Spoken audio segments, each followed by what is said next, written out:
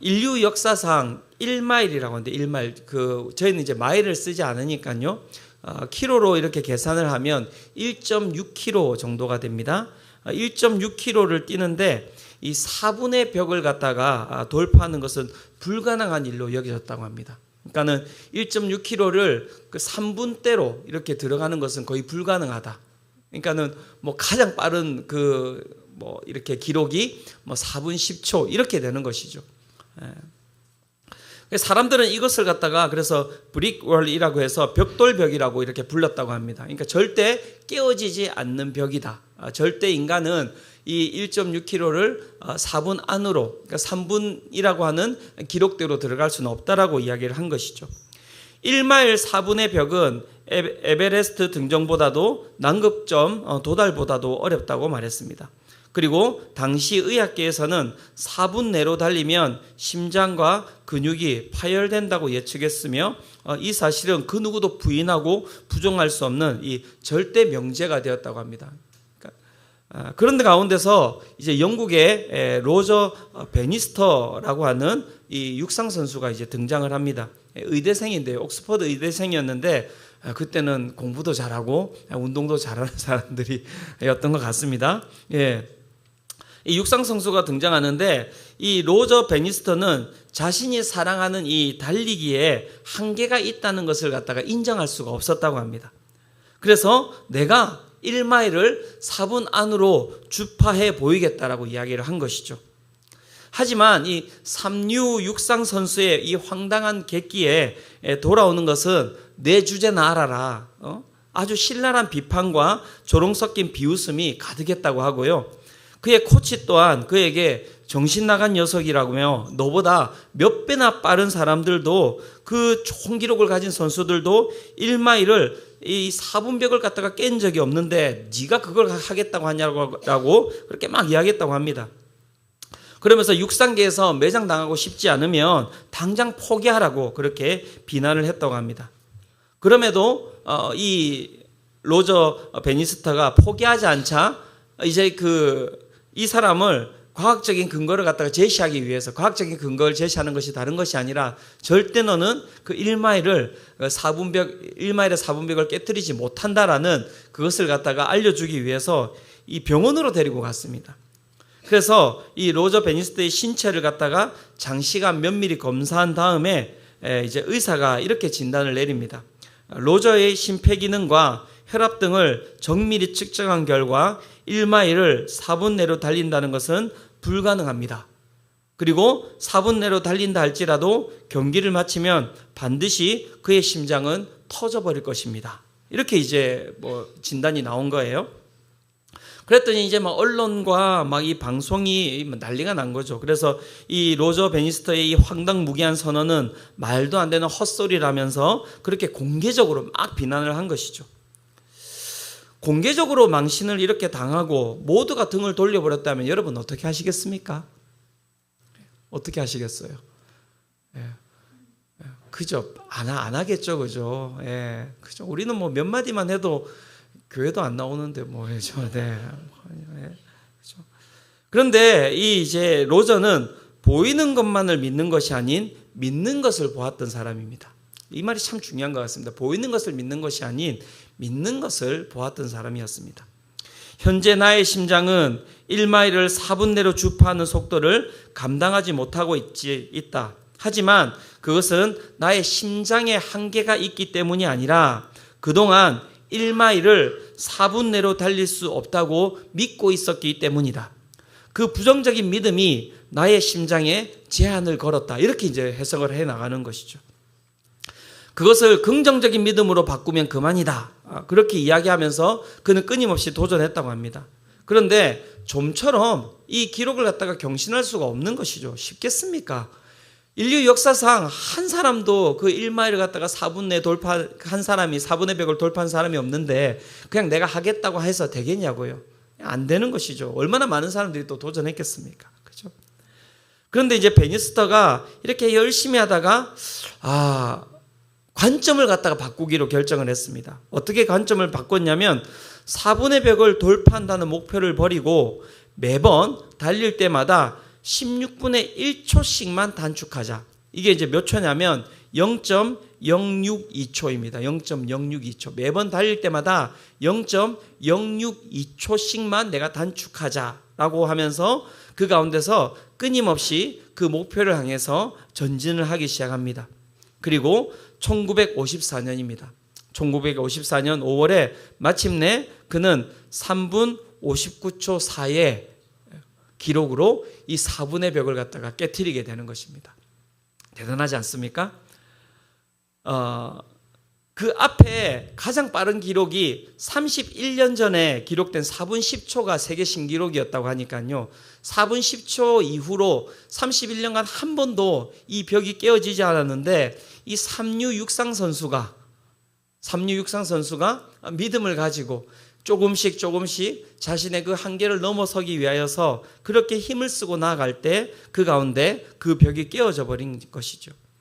근데 우리는 여기까지만 항상 생각을 하는데요. 이 뒤가 훨씬 더 중요합니다. 한번 들어보십시오. 베니스터가 4분의 벽을 돌파한 지 46일 만에 안 된다라고 이야기했던 한 사람인데요. 존 랜디라고 하는 한 사람이 3분 58초로 다시 세계 신기록을 세우게 됩니다. 그리고 1년도 되지 않는 그 기간 동안에 무려 32명의 선수가 4분의 벽을 돌파하고요. 2년 뒤에는 300명이 4분의 기록을 돌파하는 일이 생기는 거예요. 어떤 일이 생긴 것입니까 도대체 이 세상에. 그죠? 갑자기 이 베니스터가 그 4분의 벽을 깨트린 이후로 갑자기 인류가 빨라진 것일까요? 다리가? 그것이 아니라 여러분 베니스터가 4분의 벽을 돌파함으로 말미암아 그때까지 사람들이 가지고 있었던 선입관이 붕괴가 된 거예요. 안 된다라고 이야기하는 그 안 된다라는 믿음이, 그 확신이 무엇을 갖다가 붙잡았던 것입니까? 그 사람들의 다리를 붙잡았던 거예요. 충분히 그것을 넘어설 수 있는 그런 환경들이 마련되어 있었음에도 불구하고 모든 사람들은 어떻게 해요? 안 된다라는 것에 안주하면서 살았던 것이죠. 우리는 이 이야기에서 우리의 삶을 한번 살펴볼 필요가 있습니다. 우리는 어떤 삶을 살아가고 있습니까? 앞에서 베니스터를 갖다가 그렇게 비난했던 사람들과 같이 한계 안에 우리는 살아가고 있습니까? 아니면 이 베니스터와 같이 한계를 깨트리는 삶을 살아가고 있습니까? 신앙도 마찬가지입니다, 여러분. 우리가 신앙에 있어서도 한계를 가지고 살아가는 분들이 계십니다. 요만큼만, 요 정도만, 이 정도 하면 됐지, 뭘 더. 하나님 사랑, 요 정도만 하면 됐지, 뭘 더 해야 되는 것인가? 한 달에 한 번 교회 나가면 됐지, 뭘 더 나가야 돼? 1년에 한 번이야? 크리스마스? 뭘 더? 일주일에 한 번 교회 나가면 됐죠. 하나님 사랑에 있어서 한계를 가지고 이렇게 신앙생활을 하는 분들이 계시다고 한다면 그 부분에 있어서는 하나님을 사랑하고 그 하나님 사랑에 있어서 한계를 가지지 않고 끝간데 없는 그 모든 한계들을 깨트리고 그렇게 신앙생활을 하는 분들이 있다라고 이야기를 하고 있는 것이죠. 오늘 본문을 살펴보면요, 이 다윗이 바로 이 베니스터와 같은 사람입니다. 우리가 가지고 있는 신앙의 한계, 이 정도까지만 하면 된다라고 하는 그 모든 생각들을 깨트리고 그 가운데서 하나님을 사랑하는 데 있어서 그 끝간데 없는 사랑을 가지고 전진하며 나아가는 사람이 누구입니까? 바로 다윗이라고 이야기를 할 수가 있는 것입니다. 다윗, 그는 이제 어떠한 존재가 되었습니까? 이전에는 그 가운데 죽음이 눈앞에 있었고 피난의 삶과 고난과 광야에서의 삶을 살고 있었던 그가 이제는 어떻게 변화되었습니까? 이제 모든 이스라엘을 다스리는 왕으로 이제 그가 등극하게 되었습니다. 광야에서 이제 살지 않아도 됩니다. 죽음이 눈앞에 아른거리는 삶에서 이제는 벗어났습니다. 그를 이제는 해할 수 있는 사람이 존재하지 않습니다. 아내도 자녀도 그리고 강성한 이스라엘 그리고 군대 그리고 그 가운데는 적들이 침공할 수 없는 그 예루살렘성, 그 다윗성을 그는 쌓아놓고 그렇게 왕자에 앉게 된 것이죠. 자, 사랑하는 성도 여러분, 여기에서 그럼 이제 다윗에게 필요한 것은 무엇입니까? 다윗에게 뭐가 필요하겠습니까? 만약에 우리 성도님들이 다윗을 이제 신방하러 갔어요. 다윗에게 기도 제목을 물어본다고 한다면 다윗이 어떤 기도 제목을 이야기할 것 같습니까? 어떻게 생각이 되십니까? 우리가 가진 시선으로 봤을 때는 이제 더 이상 그에게 무슨 기도 제목이 있겠습니까? 고난도 없고 고통도 없고 모든 것들은 점점 더 강성해져 가는 그러한 삶이고 그 가운데 어려움들은 하나도 보이지 않잖아요. 그러면 이것으로 다윗의 모든 이야기는 해피엔딩으로 끝이 나야 되는 것 아닙니까? 그런데 다윗의 이야기를 잘 살펴보시면 여러분 사무엘 하라 왕이 된 이후부터 해가지고 사무엘 하는 계속해서 다윗의 이야기를 갖다가 서술하고 있거든요. 무슨 얘기를 하는 것일까요? 다윗의 인생에 있어서 왕이 되는 것이 이 삶의 정점이 아니었기 때문에 그런 것입니다.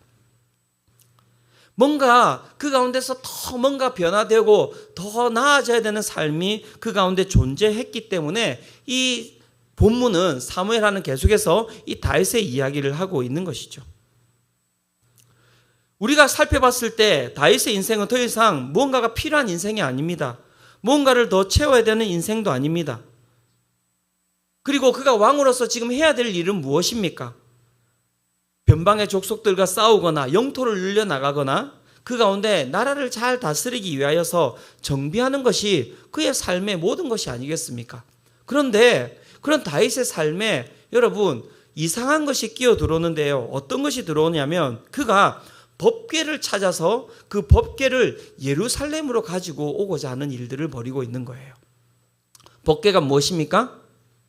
법궤 이야기하면 오늘 한 설교를 한 2-3시간 더 해야 되기 때문에 이건 나중에 제가 법궤에 대한 부분들을 한 번 더 설명을 드리도록 하겠습니다. 법궤는 무엇이냐면 이스라엘 백성들이 출애굽하고 난 이후에 하나님의 임재와 하나님의 함께 하심과 하나님의 구원하심이 항상 어디에 항상 함께 하였습니까? 이 법궤라고 이야기하는 이 상자 가운데 하나님께서 임재하셨거든요. 그래서 이 법궤는 무엇을 의미하는 것이냐면 하나님께서 우리와 함께 동행하신다라는 것을 의미하는 그 상징이 바로 이 법궤입니다. 그런데 이 다윗이 왜 수많은 할 일이 있을 것인데도 불구하고 여러분 이 법궤를 찾아서 그 다윗성으로 가져오기에 힘을 쓰고 있었을까요? 왜 그랬을까요? 왜 그랬을까요? 다른 것이 아닙니다. 그에게 왕의 자리, 왕의 위엄, 그 다음에 왕의 나라, 내 나라를 세워나가고 내 위엄을 세워나가고 내 영광을 세워나가고 그 많은 것들이 중요하다고 생각이 되겠지만 그 가운데 있어서 그에게 가장 중요한 것은 이 왕으로서 이 나라를 다스리는 것보다 하나님의 임재가 자신과 함께하는 것이 훨씬 더 중요하다라고 생각했기 때문에 그 모든 일들을 다 내려놓고 지금 그는 무엇을 하고 있는 것입니까? 하나님의 법궤를 그가 힘을 써서 다윗성으로 가져오고자 하고 있는 것이죠. 법궤가 그러면 어디에 있었는가? 이전에 앞으로 좀 돌아가면 사무엘상의 이제 내용입니다. 돌아가면 이전에 사울이라고 하는 이 왕, 다윗 왕 앞에 사울 왕 아닙니까? 또 사울이라는 왕이 세워지기 전에 이스라엘과 블레셋이 전쟁을 벌이게 됩니다. 전쟁을 벌이게 되는데 이 이스라엘이 계속해서 블레셋에 지다 보니까 그 가운데 무엇을 들고 나가게 되냐면 법궤를 들고 나가게 돼요. 그래서 법궤가 있으면 우리가 이 전쟁에서 이기게 될 것이다. 하나님은 전혀 사랑하지 않으면서 그 가운데서 그저 무엇만을 사용하려고 한 것입니까? 하나님과의 관계는 맺어지지 않은 채 하나님의 그 능력만을 사용하려고 한 이스라엘이죠. 그래서 그 이스라엘이 그 가운데서 어떻게 되냐면 아주 큰 패배를 그 가운데 경험하게 되고요. 그리고 법궤를 갖다가 블레셋에 빼앗기게 됩니다. 그리고 이 블레셋에 빼앗긴 법궤는 그 가운데서 돌아다니다가 아비나답이라고 하는 이 집으로 들어가게 되고요. 이 아비나답의 집에서 이 법궤를 가지고 오려고 하다가 제가 조금 뒤에 또 이야기하겠지만 우사라고 하는 사람이 그 가운데서 잘못 법궤를 만짐으로 말미암아 죽게 돼요. 그리고 그 법궤는 오벳 에돔이라고 하는 사람의 집으로 가게 됩니다. 그 기간이 한 20년에서 한 30년 정도가 된다는 거예요. 즉 20년에서 한 30년 정도 되는 그 시간 동안에 법궤는 어디에 있는지 이스라엘 백성들 가운데 눈에 띄지 않았던 것이고 이스라엘 백성들도 법궤를 그렇게 다시 찾아서 그 가운데 가지고 오고자 노력도 하지 않았던 거예요.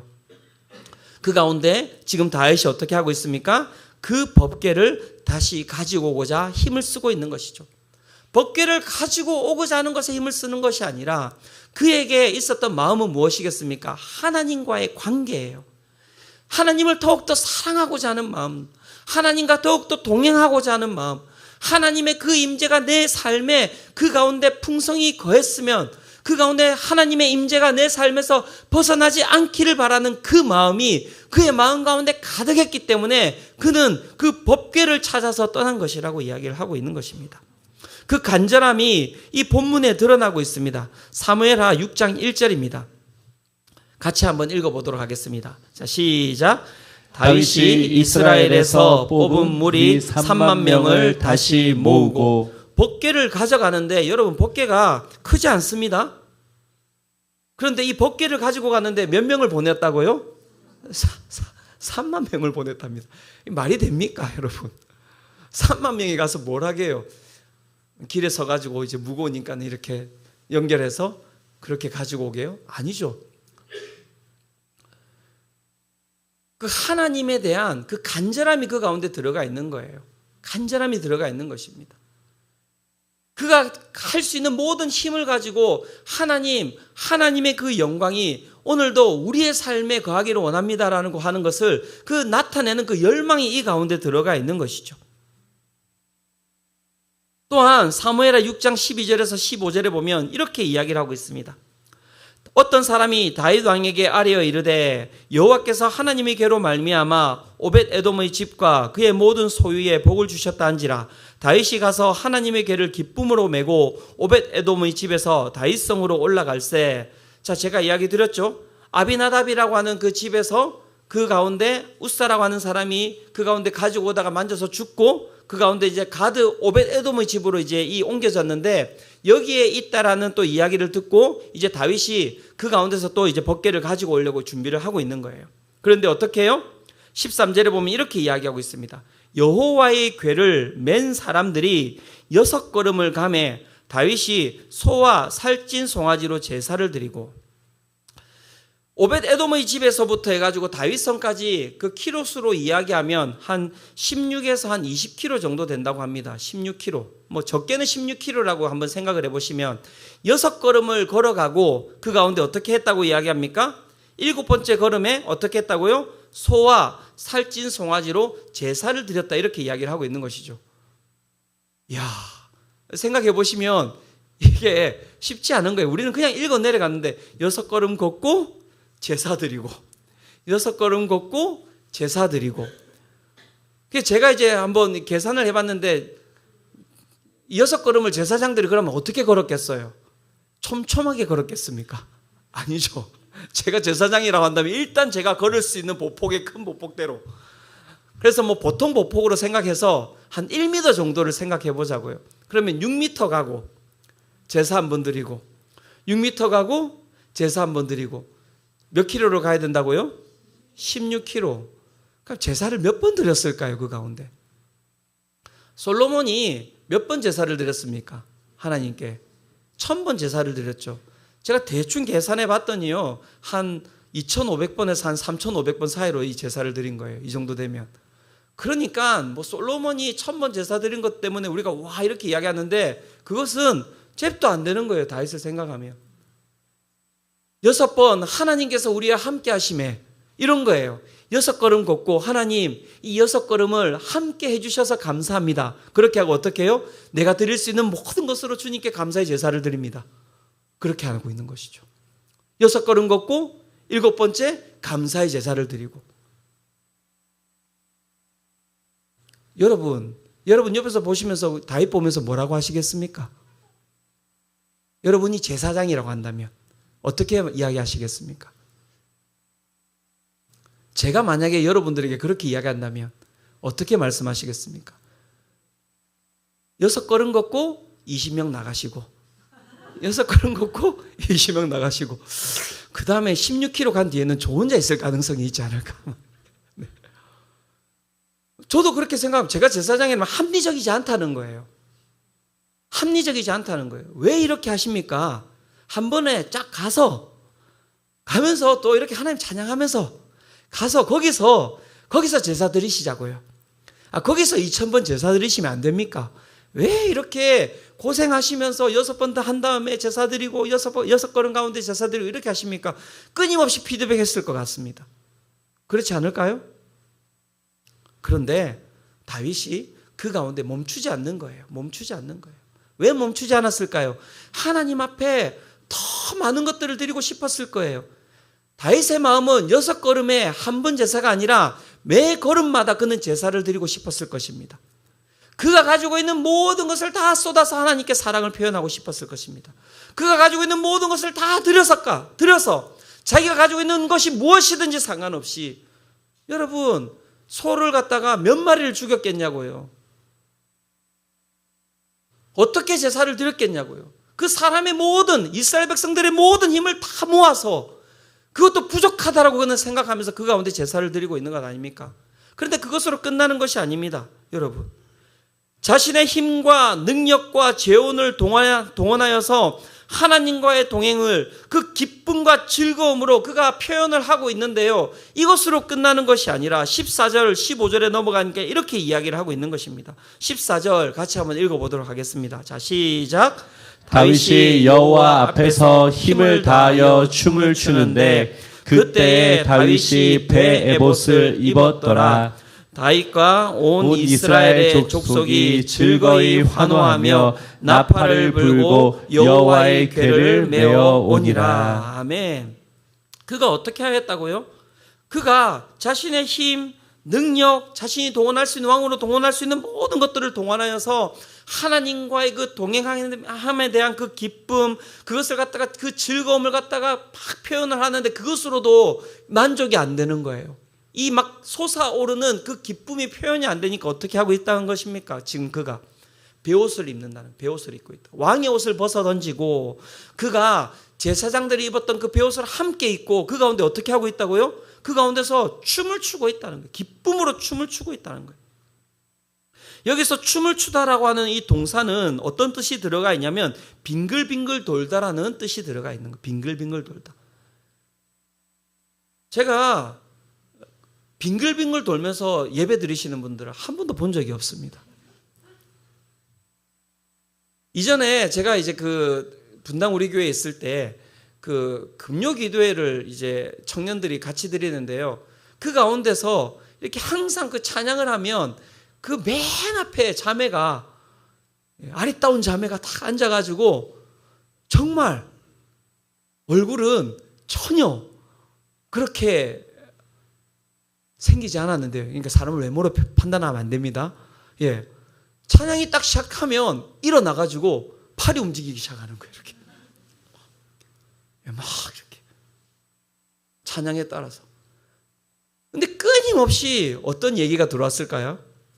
목사님, 예배 드리는데 눈이 너무 거슬려요. 예배가 집중이 안 돼요. 그 자매한테 가서 좀 이야기를 해주시면 안 될까요? 뒤로 좀 옮겨주시든지. 지금 왜 그런 사람들이 그런 얘기를 했을까라고 이야기하지만 진짜 앞에서 한번 매주마다 제가 한번 해볼까요? 이렇게 바로 피드백 올라오실 걸요. 다 그렇게 이야기를 하더라고요. 그래서 제가 그런 얘기를 했죠. 아니, 그 사람이 올라와가지고 예배를 방해하는 것도 아니고 누가 옆에 있는 사람들을 치는 것도 아니고 하나님의 영에 감동해가지고 정말 자신이 가지고 있는 온 마음을 다해서 그렇게 예배 드리는데 목사가 거기 가가지고 그렇게 예배 드리지 마세요 이렇게 이야기하는 게 또 맞다고 생각하니? 너는 예배 드리는데 집중을 안 하니? 그거밖에 안 보여? 제가 이렇게 이제 다시 기도해봐. 안 되더라고요. 저는 그렇게 이야기가 안 나오더라고요. 그렇게 하지 못하는 저에 대해서 많은 생각이 들었던 것 같습니다. 오늘 예배를 어떻게 드리고 계십니까? 이 예배에 나올 때 어떻게 예배 드리러 나오셨습니까? 어떤 기대감을 가지고 나오셨습니까? 마음에 어떤 생각을 가지고 나오셨습니까? 우리의 마음을 잘 살펴볼 필요가 있습니다. 정말 다윗과 같이 나는 그 가운데 하나님께 모든 것을 다 드리고자 하는 그 마음을 가지고 이 시간 나왔습니까? 하나님, 내 모든 것들을 다 드리고자 하는데 이것을 드려도 내가 너무 내 마음이 채워지지가 않는 것 같습니다. 하나님, 오늘 그래서 저는 이 예배 가운데 기뻐 뛰며 하나님께 정말 예배 드리고 싶습니다. 오늘 이후에 찬양할 때 뛰시기를 바랍니다. 큰 소리 내어서 찬양하시기를 바랍니다. 소리 내어서 찬양하세요. 앞에 있는 분들 신경 쓰지 마세요. 화음을 넣고 싶으세요? 괜찮습니다. 화음을 넣으세요. 화음을 넣으세요. 우리 정세근 전도사님 화음 넣지 않습니까? 이렇게. 할렐루야. 네. 얼마나 저는 볼 때마다 막 마음이 뜨거워요. 우리 정세훈 전도사님 볼 때마다 마음이 뜨겁습니다. 저렇게 찬양해야지. 큰 소리로. 야, 오늘 예배 그렇게 드리고 계십니까? 그렇게 예배 드리고 계십니까? 내 마음을 다해서 예배를 드리고 계십니까? 그렇다면 여기서 우리가 한 가지 물어볼 게 있죠. 왜 다윗은 그렇게 하나님 앞에 모든 것을 다 바쳐서 예배를 드렸을까요? 다른 것이 없습니다. 하나님이 그를 동일하게 그렇게 사랑해 주셨기 때문에 그래요. 스바냐 3장 17절인데요. 이거는 제가 드리지 않았는데 스바냐 3장 17절에 이렇게 나와 있습니다. 너의 하나님 여호와가 너의 가운데에 계시니 그는 구원을 베푸실 전능자이시라. 그가 너로 말미암아 기쁨을 이기지 못하시며 너를 잠잠히 사랑하시며 너로 말미암아 즐거이 부르며 기뻐하시리라 하리라. 이 말씀 가운데 기뻐하다라는 이 단어가 있잖아요. 이 기뻐하다라는 단어의 뜻이 어떤 게 들어가 있냐면 빙빙 돌다라는 뜻이 여기도 들어가 있어요. 하나님께서 먼저 우리를 바라보시면서 어떻게 하고 계시는 것입니까? 기뻐서 빙글빙글 돌고 계시는 거예요. 그 전능자이신 하나님께서. 다윗이 그것을 바로 우리는 임재라고 이야기합니다. 하나님의 임재. 하나님께서 내 삶에 개입하심.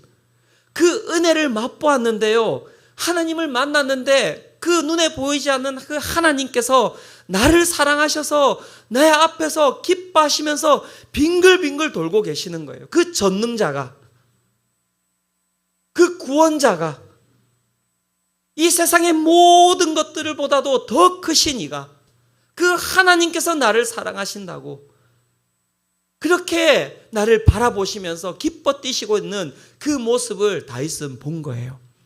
그러니까 멈출 수가 없는 것이죠. 그 사랑에 멈출 수 없어서 그도 어떻게 해요? 그렇게 빙글빙글 돌고 있는 것입니다. 사랑하는 성도 여러분, 하나님의 임재를 경험하시기를 축원합니다. 하나님의 임재를 경험하는 게 예배입니다. 많은 분들이 목사가 어떻게 되느냐고 물어보실 수 있는데 목사가 어떻게 됩니까? 막 저는 그러면 태어나면서부터 저희 부모님께서 주님, 저희 둘째 아들은 하나님께 드립니다. 신대원 가는 날까지 반대하셨던 게 저희 부모님이십니다. 가는 날까지. 되어서도 안 하면 안 되니? 꼭 해야 되니? 그 어려운 길인데 꼭 가야 되니? 저는 그러면은 막 태어나면서부터 제가 막 갑자기 하나님의 영이 임하여서 갑자기 5살 때 모세오경을 갖다가 다 외우고 6학년이 되던 그 해에 성경을 다 외운 이후에 하나님에 대한 마음이 뜨거워서 중고등학교 때부터 정말 하나님께 예배드리고 날마다 찬양하며 살았겠습니까? 아니라니까요. 그렇지 않다니까요. 평범하게 그냥 부모님이 교회 가라고 하면 가기 싫어요. 교회 가다가 오락실 가가지고 걸려가지고 두드러 맞고 헌금 500원 중에서 200원만 내고 300원 가지고 딴 거 사 먹다가 두드러 맞고 교회 안 간다고 버틴다가 두드러 맞고 대학교 1학년 때까지 그렇게 살았던 인생이에요. 세상이 더 좋고 세상이 더 화려하고 세상을 더 사랑하고 세상에 있는 모든 것들이 나에게 있었으면 좋겠고 그런데 기가 막힌 일이 일어난 거예요. 스바냐 3장 17절 너희의 하나님 여호와가 너의 가운데 계시니 그는 구원을 베푸실 전능자이시라. 그가 너로 말미암아 기쁨을 이기지 못하시며 너를 잠잠히 사랑하시며 너로 말미암아 즐거이 부르며 기뻐하시리라. 그 기쁨이 내 마음 가운데 들어와 버린 거예요. 그랬더니요, 세상의 것이 아무리 좋아도 이걸 맛봤더니요, 버릴 수가 없어요. 버릴 수가. 그리고 이 좋은 걸 저만 가지고 있을 수가 없어서 다른 사람에게 주어야지라고 하는 생각을 하면서 살다 보니까 여기까지 온 거예요. 목사가 되고 싶어서 온 거 아닙니다. 저는 그래서 목사가 아니어도 저는 하나님을 찬양하고 하나님을 기뻐하고 하나님께 제 모든 것들을 드리며 사는 삶을 살 겁니다. 왜요? 그 기쁨을 맛보았기 때문이죠. 사랑하는 성도 여러분, 우리 수정빛 교회가 이 기쁨을 맛보는 교회가 되기를 축원합니다. 오늘 우리 이 시간 함께 찬양하며 기도하며 예배드리며 나아갈 텐데요. 어떻게 찬양하며 나아갈 것입니까? 어떻게 기도하며 나아갈 것입니까? 어떻게 예배드리며 나아갈 것입니까? 우리의 마음을 한계점 가운데 두지 마시고, 진짜 한계점 가운데 두지 마시고, 하나님 오늘 내 삶에 찾아오셔서 다윗에게 임하셨던 그 주님의 은혜를 나에게도 부어주시옵소서. 내가 주님 옆에 있는 사람, 앞에 있는 사람 신경 쓰지 아니하고 마음을 다해서 주님께 정말 다윗과 같이 예배드리며 나아가오니 주여 오늘 나의 예배를 받아 주시옵소서. 우리 시간 힘을 다하여서 우리 여호와 하나님 앞에 이 시간 함께 나아가기로 원하는데요, 우리 함께 우리 소원 이 찬양 드리면서 우리 이 시간 주님께 나아가기로 원합니다.